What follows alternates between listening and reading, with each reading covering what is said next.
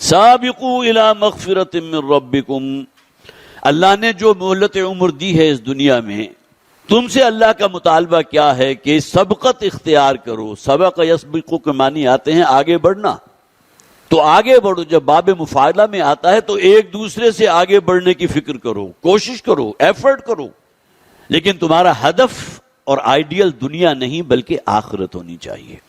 دنیا کا طالب تو ہر شخص ہے، اصل شے جو مطلوب ہے وہ کیا ہے؟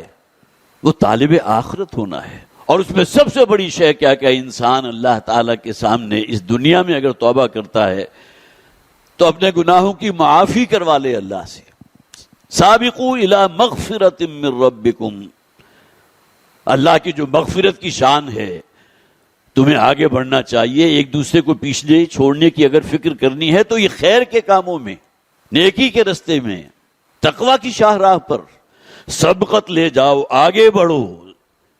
یہ دنیا کی دوڑ میں نہیں بلکہ آخرت کو حاصل کرنے کے لیے، اللہ کی مغفرت کے حصول کے لیے، اور وہ جنت جو اللہ تعالیٰ نے خصوصی اہتمام کے ساتھ تمہارے لیے تیار کی ہے، اس کو حاصل کرنے کے لیے ایک دوسرے کو پیچھے چھوڑنے کی فکر کرو۔